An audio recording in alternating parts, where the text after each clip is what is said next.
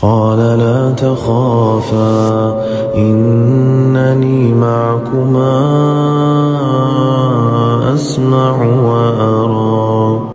شیطان نے سجدہ نہ کیا جناب آدم کو، تو اللہ تبارک و تعالیٰ نے شیطان کو نکال دیا۔ تو شیطان نے وہاں ایک بات کی، وہ کہنے لگا اے میرے مالک، جب تک تیرے بندوں کے جسموں میں روح رہے گی نا، میں انہیں گمراہ کرتا رہا، یعنی بندے کے مرنے تک، سانس ٹوٹنے تک، جب تک اس کے وجود میں روح رہے گی میں گمراہ کرتا رہوں گا۔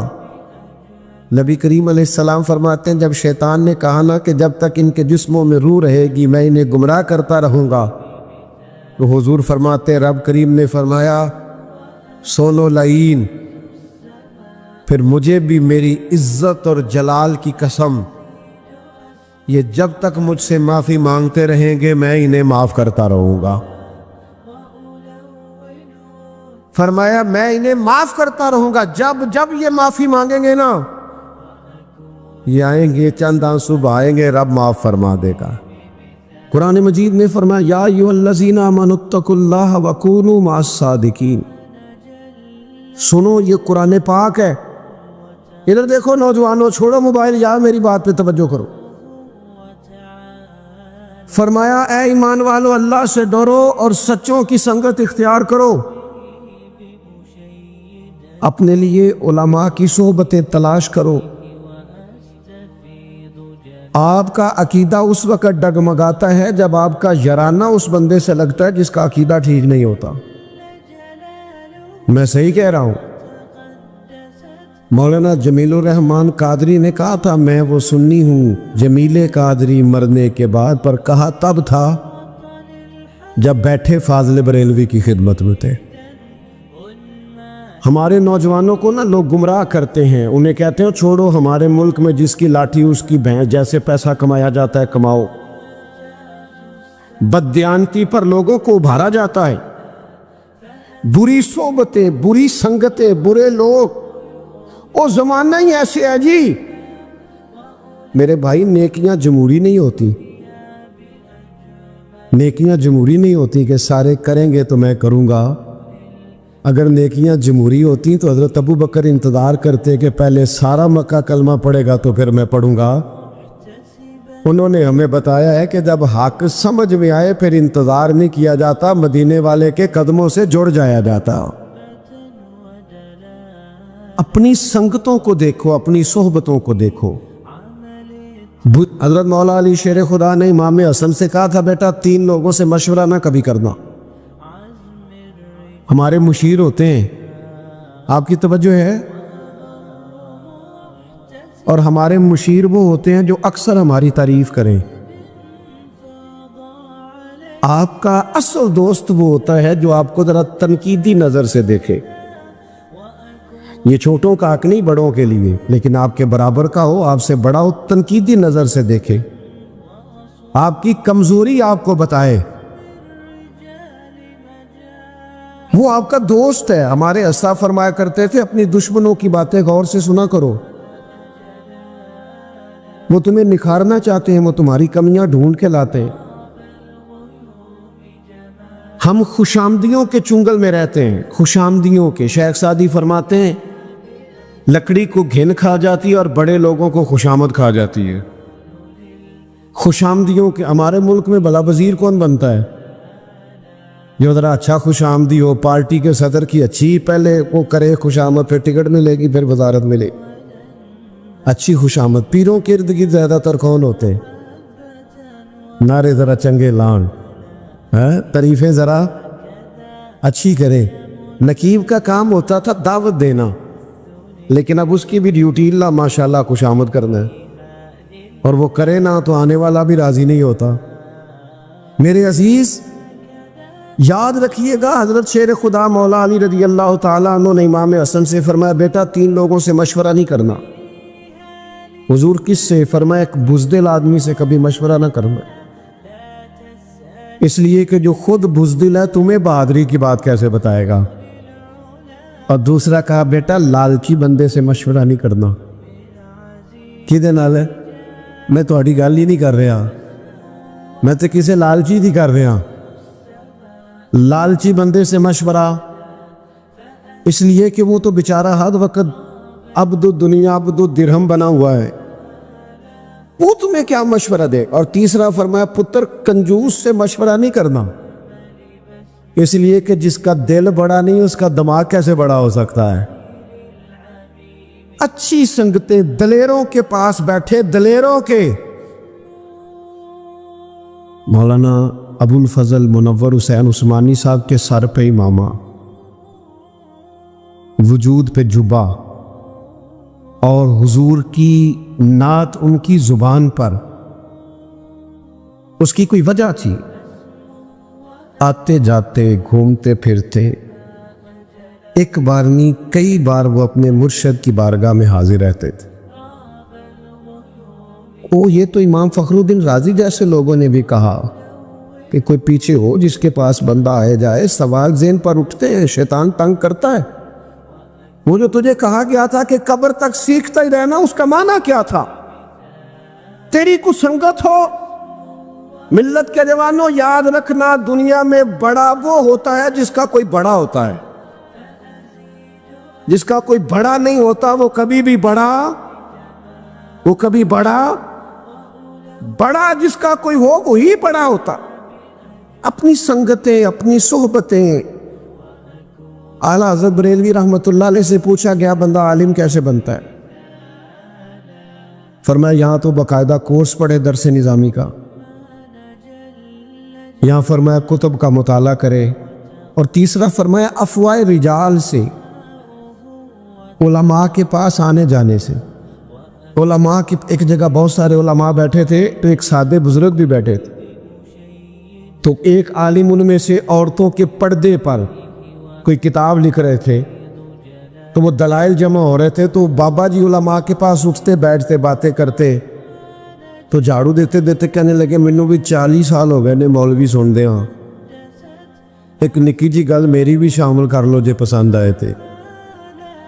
انہیں کہ وہ کیڑی؟ انہیں کہ بیبیاں نو دسو کہ پردہ نہ کریے تے بریاں نظراں پیندیاں نے، اپنی حفاظت ضروری ہے، پردہ کرنا چاہیے ہے۔ اور دلیل جو دی انہوں نے وہ سادی ہے، کہنے لگے وہ میں گیا سا بچے اپنے نو پوترے نو بازار لے کے تے انہوں ٹافی لے کے دیتی ہے تے وہ کھلی سی، وہ دیتے ریپر رہی سی تے مکھیاں بڑیاں بہ رہی سن، تو میں کیا تکو نہ پردہ لے گیا تے کیڑا کیڑا گند کٹھا ہو گیا۔ اگر پردہ رہتا یہی بہتر ہے کہ پردوں میں وہ پردہ پوش رہے۔ کچھ چیزیں ضروری ہوتی، اچھی صحبتوں سے انسان کو انشراح صدر حاصل ہوتا ہے، آپ کا قد اونچا ہوتا ہے، آپ بزرگوں کے ساتھ جڑتے۔ ہم نے کتابوں سے جڑنا بھی چھوڑ دیا ہے۔ میں آپ مجھ سے ناراض نہ ہونا، کاش میری ملت کا جوان ساری ویڈیو لطیفے والی نہ دیکھے، کاش میری ملت کا جوان صبح اٹھے تو وہ اور بڑی چیزیں دیکھتے ہیں تو وہ حضور کی کوئی حدیث دیکھے۔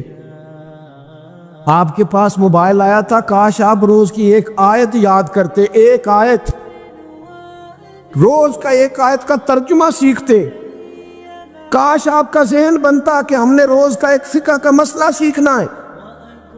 ایک مہینے پہلے لوگ آرڈر دیتے ہیں فرنیچر کا شادی سے، اور بعض معاذ اللہ جھوٹ بھی بولتے ہیں، کہتے ہیں جناب ایس تاریخ نو شادی ہے، حالانکہ وہ آگے ہوتی ہے۔ بھئی آپ نے جھوٹ کیوں بولا؟ کہتے فرنیچر والا دیر نہ کر دے۔ 15 دن پہلے شیروانی والے کو کہتے ہیں لیکن بیٹے کو اتنا مسئلہ بھی نہیں بتایا کہ 3 طلاقیں اکٹھی دیں تو طلاق ہو جاتی۔ میں ذمہ داری سے کہتا ہوں، یہاں بھی نا اس اسٹیج نے بھی بڑا نقصان کیا، اللہ ماشاءاللہ صاحب کی بات نہیں کرتا، اس اسٹیج نے بھی وہی رٹی رٹائی باتیں۔ آپ نے قوم کی ضرورت کو سمجھا ہی نہیں، آپ کو پتہ ہی نہیں تھا۔ میں نے میٹرک کیا تھا نا جب، تو مجھے سب سے اچھا وہ بندہ لگتا تھا جڑا یہ دسدا سی کہ ہن کیڑی فیلڈ جانا ہے، میری بات کرتا تھا، مجھے اچھا لگتا تھا۔ آپ قوم کی بات ہی نہیں کرتے، آپ پتہ نہیں کون سی بات کرتے۔ 4-6 لوگ آپ کے آگے پیچھے، آپ نے سمجھ لیا کل دنیا یہی ہے، ستاروں سے آگے جہاں اور بھی ہیں۔ آپ کو پوری دنیا میں پیغام دین پہنچانا تھا، आपने चंद चीजों को ले लिया और कुल दीन को छोड़ दिया। अगर इस स्टेज से रोज बयान होता कि 3 तलाकें देने से तलाक हो जाती, अगर लोगों को शादी से पहले मसले का पता हो, मैं जिम्मेदारी से कहता हूं बहुत सारे लोग सोचे तलाक देने से पहले, उन्हें पता ही नहीं होता, इतना भी नहीं पता होता। क्यों कि हमने तो वो वाला मसला बयान करना जिधर जैसी ना वो नकीब दौड़ के इधर चला जाता है, फिर दौड़ के इधर आ जाता है, कहते तैयारी फाड़ लो वे की होने लगा है, मैं जुमला देने लगा। भाई तू जुमला देने लगा है कि तू बंब चलाने लगा है? कोई तू जुमला रहने दे, तू अल्लाह रसूल की गल सुना। कोई मजाक बनाया हुआ है आपने। आप इस स्टेज को क्या समझते हैं? ये कोई फन का मुजाहरा करने का स्टेज है? ये गजाली ज़मा अल्लामा अहमद सईद काज़मी का स्टेज है, ये हजरत मुहद्दिस आदम पाकिस्तान का स्टेज है, ये हजरत नब्बाज़ कौम का स्टेज है, ये खतीब लासानी का है और मुनव्वर हुसैन उस्मानी का, ये जिम्मेदार आदमी का स्टेज है। इसलिए मेरे अजीज, अपनी जिंदगी के अंदर अच्छी सोबतें, अच्छी संगतें, मैंने बहुत सारे लोग ऐसे जिंदगी में देखे हैं जो लोगों की बातों की वजह से अजियत में आ गए, तकलीफ का शिकार हो गए। और मैं और आप तो किसी खाते में नहीं। हजरत अबू बकर सिद्दीक रदी अल्लाह ताला अन्हु जैसे लोग, अफजलुल बशर बादल अंबिया बित्तहकीक हजरत सिद्दीक अकबर।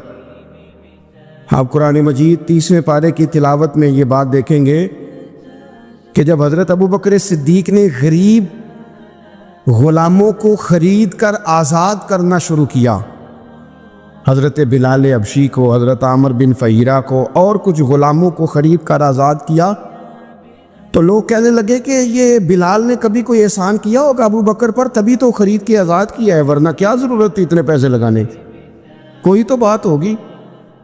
अल्लाह ताला ने उसका भी कुरान मजीद में ऐलान फरमाया अबू बकर ने जो किया है रब की रज़ा के लिए किया है। तो गुफ्तगू करना, बात करना, लोगों का इतना ये ख़तरनाक मिजाज है। एक जुमला कह के लोग साइड पे हो जाते हैं, बंदा बेचारा सारी रात तड़पता रहता है। एक फिक्रे का तबसरा करके लोग कोने में छुप जाते, और किसी आदमी के लिए वो उसे सूली पर लटका जाते। अपनी ज़ुबान के तीरों से लोग परेशान करते। पहले तो अल्लाह से ये माफ़ी मांगे कि रब इस जुर्म से हमें महफूज फरमाए। और अब तो लोगों की ज़ुबानें इतनी लंबी हो गई कि वो सहाबा तक चली गई हैं, अहले बैत नबूवत तक चली गई। तबसरों के शौक में लोगों ने ये देखा ही नहीं कि मेरी हैसियत क्या है और मैं बात किसकी कर रहा हूँ, मेरी औकात क्या है और मैं तबसरा किस पे कर रहा हूँ। बेबाक होना और बात है और बदतमीज़ होना, इन दोनों में फ़र्क होता है।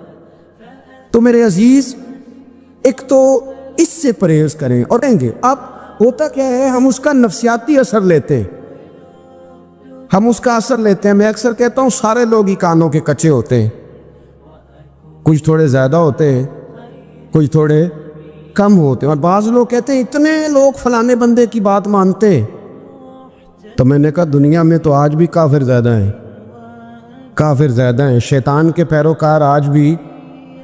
तो ज़्यादा होना कोई आपकी दलील है हमेशा? ये क्या बात हुई कि फलाने की इतने लोग बात मानते हैं?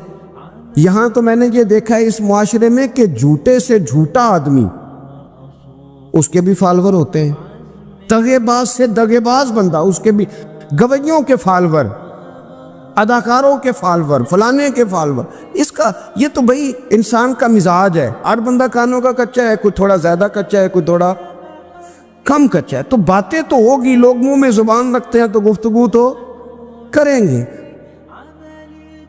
अब ये असर लेने वाले पे है कि वो उसका असर किस तरह का लेता है। हमारे यहाँ बड़े बड़े समझदार लोग नफ्सियाती हो जाते हैं, बड़ी बड़ी समझदार ख़वातीन नफ्सियाती हो जाती हैं। मेरी सास बातें करती है, मेरी नंद बातें करती है, मुझे फलाना बातें करता है, मुझे फलाना। भाई बातें, जिसके मुंह में ज़ुबान है उसने बात तो करनी है। अब आपने क्यों ये दावा कर लिया है कि आप इतने ऊंचे चले जाएं कि आपको बात ही कोई ना करे? क्या हर्ज है इसमें? अगर कोई आपको बात कर दे तो क्या है हम? किसी ने कर ली तो फिर क्या हुआ? उसका इतना असर कबूल करना कि सारी रात सोना ही ना, परेशान हो जाना। اور بعض لوگ ایسے ہیں جنہیں اتنی باتیں نہیں ہوتی جتنی انہیں ٹینشن ہوتی ہے. یعنی وہ دو بندے کونے میں کھڑے ہیں تو میری ہی بات کر رہے ہیں. او بھائی کوئی اتنا اہم نہیں ہے, انہیں کوئی اور کام بھی ہو سکتا ہے, تیری بات ہی انہوں نے کرنی. بلا وجہ لوگ سمجھتے ہیں کہ میں بڑا اہم آدمی ہوں, وہاں بھی مجھ پہ تبصرہ ہو رہا ہے, یہاں بھی ہو رہا ہے. اس پہلو سے باہر آئیں, اس کمپلیکس سے نکل آئیں. ابن حزم کہتے ہیں کہ مصر میں ایک تاجر بڑا کامیاب ہو گیا تھا, بڑا کامیاب تاجر ہو گیا. تو زندگی میں جتنے لوگ بھی کامیاب ہوتے ہیں ان سے حسد ہوتا ہے. اس سے بھی اس کے ارد گرد کے لوگوں نے حسد شروع کیا. اب تاجروں نے پلاننگ کی کہ اسے خراب کیسے کرنا ہے. وہ ایک دن اپنے گھر سے نکلا, سفید کرتا سفید پگڑی باندھ کے باہر. اب 5-6 لوگوں نے پہلے سے منصوبہ بندی کی ہوئی تھی. ایک صاحب اسے ملے, کہنے لگے ماشاءاللہ آج تو سفید کرتے پر سبز امامہ, سبز پگڑی بڑی ہی اچھی لگ رہی ہے. تو ہنس کے کہنے لگا لگتا ہے آپ سو کے اٹھ کے آئے ہیں, پگڑی تو میری سفید ہے. اس نے کہا چلو پگڑی تو سبز ہی ہے, باقی آپ نہیں مانتے تو آپ کی مرضی. وہ آگے بڑھا. تو اب چونکہ پلاننگ تھی تو ایک شخص اور ملا. اس نے کہا کیا بات ہے, سفید کرتے پر آپ کا پیلے رنگ کا امامہ کیا جچتا ہے. اس نے کہا یار کو خدا کا خوف کر. ہنس کے کہا کیا ہو گیا, تیری اینک کا نمبر تو نہیں تبدیل ہونے والا ہوا. اور بھائی میں نے تو سفید کرتا اور سفید ہی امامہ باندھا ہے. اب 2-3 لوگوں کی دفعہ تو وہ مسکرایا, لیکن وہ ڈھیر سارے لوگوں نے منصوبہ بندی کی تھی. وہ جب چوتھے کے پاس گیا تو اس نے بھی کہا کہ کیا بات ہے سفید کرتے پر پیلے رنگ کے امامے کی. اس نے کہا پیلا کہاں ہے. اب وہ غصے ہونے لگا. اب وہ چھٹے کے پاس گیا تو اس نے کہا جناب کیا بات ہے سفید کرتا اور کالا امامہ. اب وہ غصے میں اتنا باولا ہوا کہ پہلے ہنسا, پھر رویا, پھر اسے سمجھ نہ آئی کہ دکان کا تالا کس چابی سے میں نے کھولنا. بس وہ شام ہوئی تو اس بیچارے کو بچوں نے روڑے مارنے شروع کر دیے. وہ اتنی تکلیف میں آ گیا کہ لوگ اسے پاگل کہنے لگے. کیوں؟ اس لیے کہ لوگ منصوبہ بندی, افواہ تھی نا کہ میری طبیعت خراب ہے, تو لوگوں نے حال پوچھ پوچھ کر بیمار کر دیا. لوگوں کی باتیں, لوگوں کے تبصرے, لوگوں کے کومنٹس. بولے امام شافعی. امام شافعی فرمانے لگے لوگوں کی باتیں پتھروں کی طرح ہوتی ہیں, یہ روڑوں کی طرح ہوتی ہیں. اگر انہیں کمر کے اوپر رکھ لو گے نا تو یہ تمہاری کمر توڑ دیں گی, اور اگر تم ان کو اپنے پیروں کے نیچے رکھ لو گے تو تمہارا قد اونچا ہو جائے گا.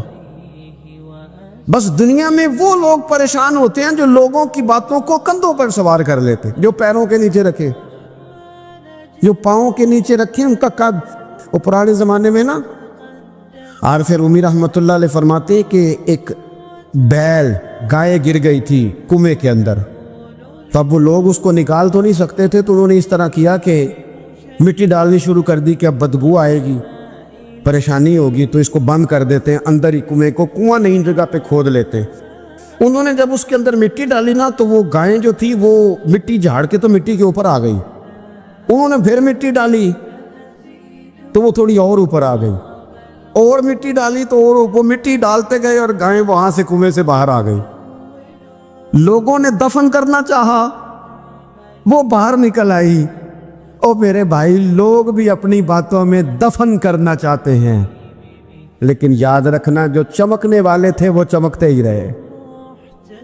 جن کو اللہ نے عزت دی تھی ان کی گھٹائی کوئی نہیں سکا. اتنی لمبی زبانیں کھول کے لوگوں نے صحابہ کے بارے میں باتیں کی. باتیں ہو رہی ہیں, لوگ جن کو دبانا چاہتے تھے. آج نہیں صوفیاء کی مخالفت شروع ہوئی, ان کے زمانے میں بھی ہوئی, ان کے دور میں ان کے خلاف کتابیں لکھی گئیں. لکھنے والے خدا جانے کہاں ہیں, اور داتا صاحب ہو رہی ہے, خواجہ صاحب ہو رہی ہے. حضور غوث اعظم کے ان کے زمانے میں بھی ایسا نہیں ہوا کہ بڑی خوشی سے لوگوں نے آگے بڑھ کے پھول ڈالے ہوں.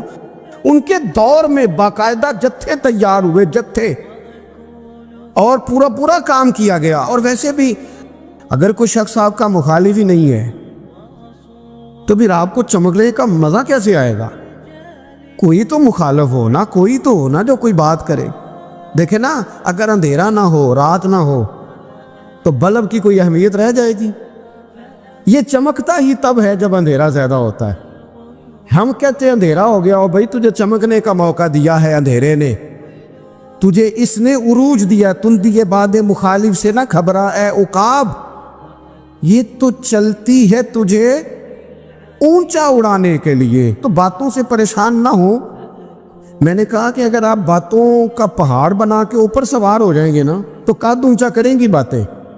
جو بندہ ڈسکس ہونے لگ جاتا ہے وہی تو مشہور ہوتا ہے، اسی کی تو بات ہوتی ہے. دیکھیں کیا ہوتا تھا بھلا مکے میں، کوئی بندہ باہر سے آتا تو ابو جال اسے کھڑا کر کے کہتا حضور کے پاس نہ جانا، تو کہتا پتہ تو کروں بھلا نبی پاک کے پاس کیا ہے، پتہ تو کروں بھلا حضور کے پاس کیا ہے. تو جن سے تعارف نہیں ہونا تھا وہ بھی تعارف کرا رہے تھے رسول پاک کا.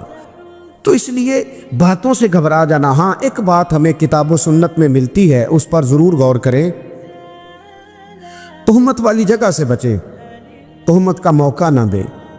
مطلب بلا وجہ ہی اپنے لیے بحث کا دروازہ کھولنا یہ درست نہیں ہے.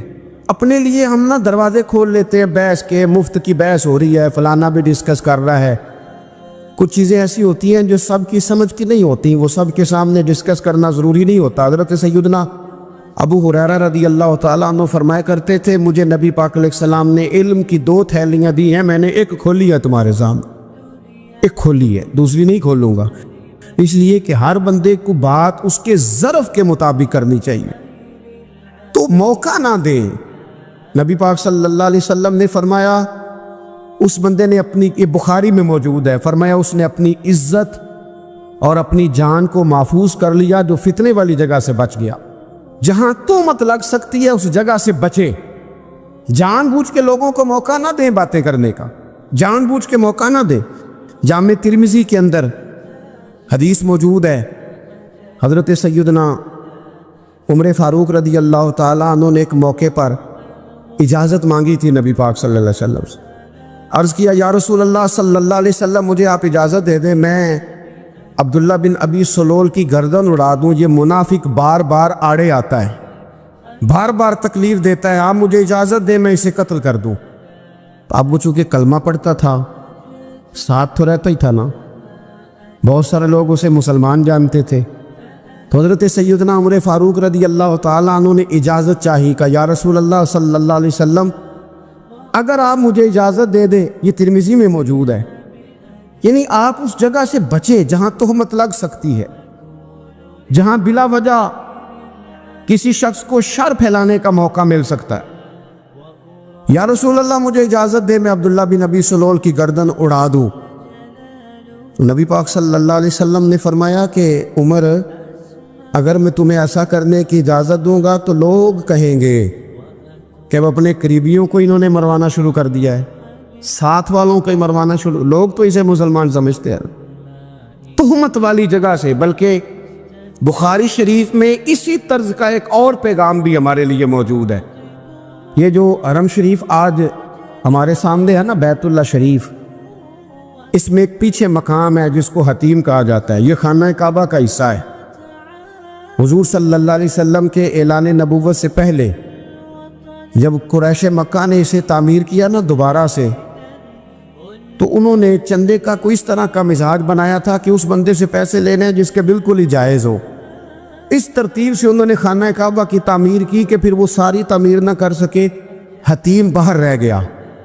تو نبی پاک صلی اللہ علیہ وسلم نے ایک دن فرمایا، بخاری میں موجود ہے، حضور فرمانے لگے عائشہ اگر تمہاری قوم جاہلیت کے قریب نہ ہوتی، کیونکہ ابھی قریب جاہلیت چھوٹی ہے نا، ابھی لوگوں نے کلمہ پڑھنا شروع کیا ہے، فرمایا اگر یہ جاہلیت کے قریب نہ ہوتے تو میں کعبے کو انہی بنیادوں پر دوبارہ بنا دیتا جن بنیادوں پر حضرت ابراہیم علیہ السلام نے بنایا تھا. لیکن چونکہ یہ جاہلیت کے قریب ہیں، ان کی سمجھ میں چیز نہیں آئے گی، یہ شک میں پڑ جائیں گے، پریشان ہو جائیں گے، لہذا میں یہ کام نہیں کرتا. بہت ساری چیزیں ایسی ہیں کہ جن کی وجہ سے بعض سادہ لوگ ابہام کا شکار ہوتے ہیں. ابہام کا ہمارے علماء نے اس طرح کیا کہ بڑے طے کر کے عقائد کے عنوانات امت تک پہنچائے. ہر آدمی ہر شعبے کا اسپیشلسٹ نہیں ہوتا. بہت سارے لوگ باتیں مریض کے سامنے کرنے والی نہیں ہوتی، وہ صرف لواحقین کو بتانے والی ہوتی۔ پھر کچھ لوگ اور آئے جنہوں نے کہا کہ ہم تو ایفیشنسی دکھائیں گے، کچھ خاص ہر بات کھول کر لوگوں کے سامنے رکھیں گے۔ اس کا نقصان پھر یہ ہوتا ہے کہ سادہ لوگ مشکلات کا شکار ہوتے ہیں۔ وہ پھر جب کہتے ہیں ہر چیز ڈسکس کر لینی چاہیے تو پھر باتیں دور نکل جاتی ہیں۔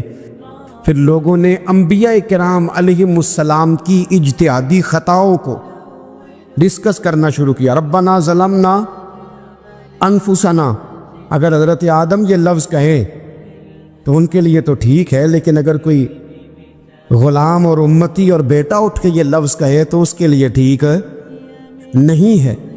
تو میرے عزیز ایسے کام نہ کریں جس کی وجہ سے بلا وجہ بحث کا۔ ہمارے یہاں کچھ لوگوں کو شوق ہے خبروں میں رہنے کا، وہ ایسی باتیں چھیڑتے ہیں جن سے نہ وہ خبروں میں رہ سکے۔ میں نے دیکھا ہے وہ کہتے ہیں جی میں نے کوئی انوکھی بات کرنی ہے۔ بھئی انوکھی بات کرنے سے بندہ مشہور تو ہو جاتا ہے۔ ہمارے زمانے میں مشہور ہی وہ ہوتا ہے جو دوسروں سے ذرا ہٹ کے بات کرے، انوکھی کرے۔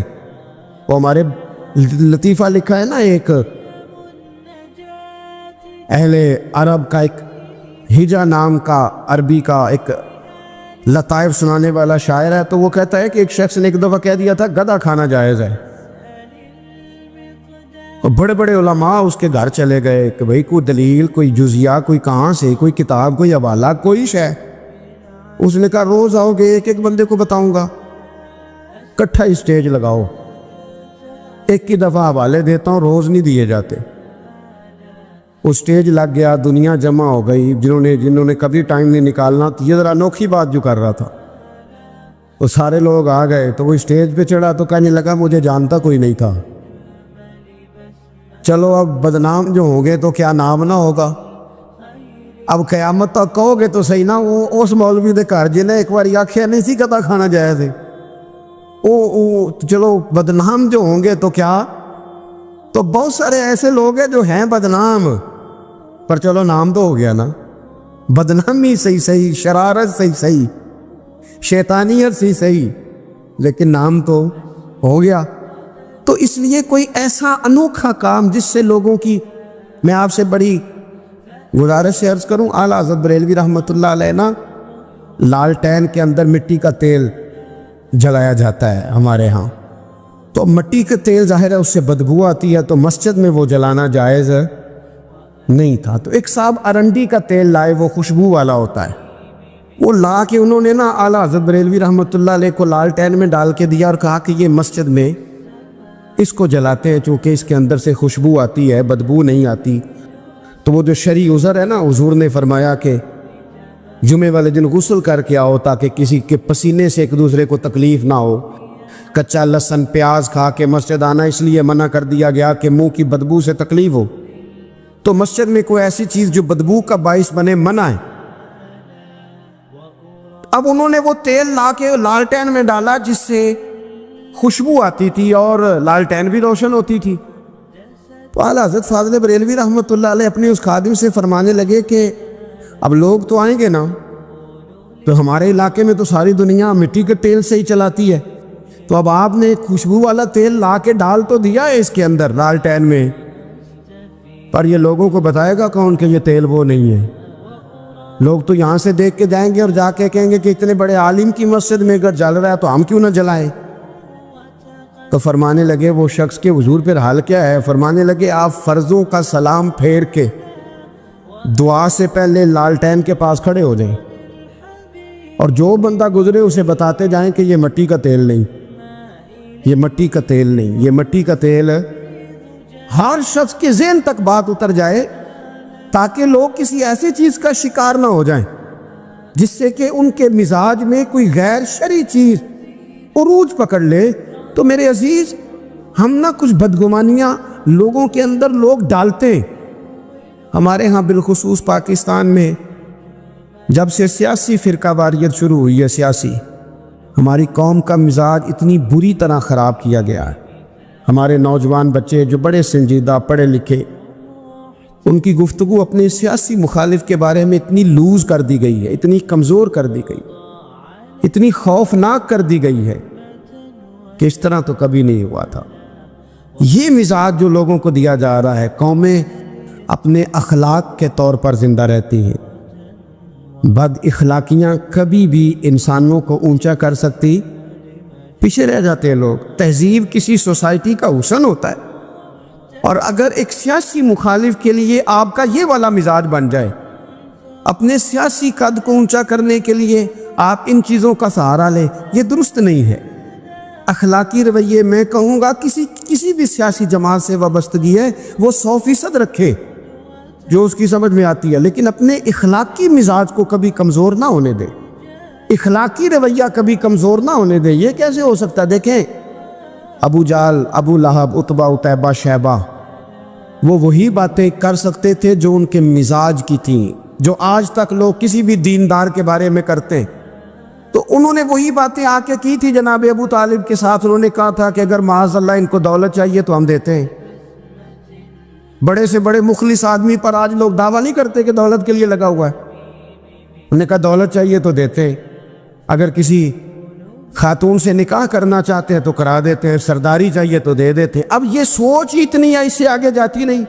وہ معاذ اللہ حضور کے بارے میں اور بھی باتیں کرتے، یہ شاعر ہیں، یہ جادوگر ہیں، یہ فلاں ہیں، لیکن میرے نبی پاک علیہ الصلوۃ والسلام نے کبھی بھی ان کی ذاتی زندگی کو ڈسکس نہیں کیا، کبھی نہیں کیا۔ ابو جہل شراب پیتا تھا، لیکن حضور نے کبھی سوسائٹی میں یہ بات لوگوں کے سامنے بیان نہیں کی۔ وہ لوگوں کے پیسے دبا لیتا تھا، کئی جگہوں پہ حضور نے پیسے نکلوا کے دیے، لیکن جگہ جگہ گلی گلی کھڑے ہو کے حضور نے یہ نہیں فرمایا کہ یہ اس طرح کا ہے۔ آپ اپنے مخالفین کے بارے میں ضرور کلیم کریں، ثبوت کے ساتھ ضرور بات کریں، یہ ضروری ہے، لیکن آپ کا رویہ اتنا گرا ہوا نہیں ہونا چاہیے کہ لوگ سمجھیں کہ یہ قوم تو اخلاق سے ہٹ گئی ہے۔ آپ اختلاف کریں، لیکن اختلاف کے بھی آداب ہوتے ہیں، اس ادب کے دائرے کے اندر رہ کے۔ صحابہ کے بیچ بھی رائے کا اختلاف ہو جاتا ہے، ہو جایا کرتا ہے۔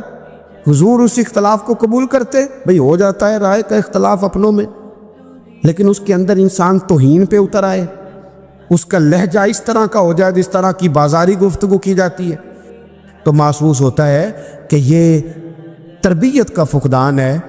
یہ لہجے باوقار لوگوں کے نہیں ہوا کرتے۔ لہجے کو کبھی برا نہ ہونے دیں، انداز کو۔ لوگ آپ کو چھیڑیں گے، اپنی جگہ پہ کھینچ کے لانے کی کوشش کریں گے، بڑا کچھ لوگ کریں گے، لیکن آپ اپنی جگہ سے آپ تبدیل نہیں ہوں گے۔ آپ کہیں گے یار میرا ایک معیار ہے، میری ایک حیثیت ہے، میں اپنی حیثیت چھوڑ سکتا؟ میں اپنی حیثیت نہیں چھوڑ سکتا۔ ہر بندے کو آپ ڈسکس کریں گے۔ تو تہمت والی جگہ سے ضرور بچیں، بدگمانی سے ضرور بچیں، لیکن ہر شخص کو اس کے معیار کے مطابق اتر کا جواب دینا یہ باوقار لوگوں کا سٹیٹس نہیں ہوتا۔ وہ کہتے ہیں جا بات کر، جا کے تو کون ہوتا ہے تیری بات کرے، اب ہم ہر شخص کے منہ لگے، یہ کیسے ہو سکتا ہے؟ نبی پاک صلی اللہ علیہ وسلم گزر رہے تھے، صحیح بخاری میں موجود ہے، آپ کی اہلیہ حضرت صفیہ رضی اللہ تعالیٰ عنہ آپ کے ساتھ تھیں۔ رات کا وقت تھا، حضور گزر رہے تھے، تو صحابہ کچھ کھڑے تھے، تو حضور نے ایک کو بلا کے کہا کہ یہ میری بیوی ہے، صفیہ ہے۔ عرض کرنے لگے حضور مجھے میری ماں روئے، میں کوئی آپ کے بارے میں بدگمانی کرتا؟ تو حضور نے جواب میں کیا کہا؟ محبوب فرمانے لگے جس طرح رگوں میں خون گردش کرتا ہے نا، شیطان بھی اسی طرح گردش کرتا ہے۔ گویا حضور بتا رہے ہیں کسی وقت بھی بدگمانی پیدا کر دیتا۔ میں تمہیں بتا رہا ہوں کہ اپنی اہلیہ کے ساتھ جا رہا ہوں، میری بیوی ہے۔ کوشش کریں کہ آپ اس جگہ سے بچیں جہاں باتیں ہو رہی ہوں۔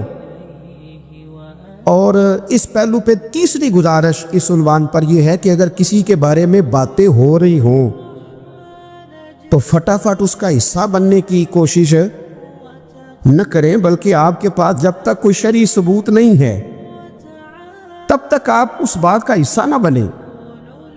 ہمارے ہاں بات ہو رہی ہوتی ہے تو دو چار بندے دوڑ کے نا اپنا بھی حصہ ڈالتے، بلکہ میں بڑی ذمہ داری سے یہ بات عرض کروں گا، بات لمبی ہوتی تب ہے جب کوئی بندہ درمیان میں کہہ دیتا ہے نا نہیں تجھے تو تھوڑا پتہ ہے، تھوڑا میں بھی کرتا ہوں۔ وہ کئی دفعہ وعدہ معاف گواہ بن جاتا ہے، جا کے دوسروں کو خبر کرتا ہے اس نے یہ کہا ہے، حالانکہ بندہ اس سے پوچھے کہ اگر انہوں نے کہا تھا تو اتنا سجن تھا تو وہاں جواب دے کے کیوں نہیں آیا؟ تجھے چاہیے تھا وہیں جواب دیتا، وہیں جا کے جواب دے دیتا۔ ایک بزرگ کی خدمت میں ایک دفعہ حاضر تھا، ایک بڑے عالم تھے، تو ان کے پاس آ کے ایک شخص نے کہا کہ فلاں آدمی آپ کے بارے میں یہ بات کر رہا تھا، تو وہ ہنس پڑے، فرمانے لگے پھر آپ کہاں تھے؟ کہنے لگے میں وہیں تھا۔ فرمانے لگے میرا اور آپ کا رشتہ کس طرح کا ہے؟ کہنے لگا جی میں تو شاگرد ہوں، ارادت مند ہوں۔ تو فرمانے لگے پھر آپ میرے پاس سوال لے کے آ گئے ہیں، آپ نے وہاں جواب کوئی نہیں دیا۔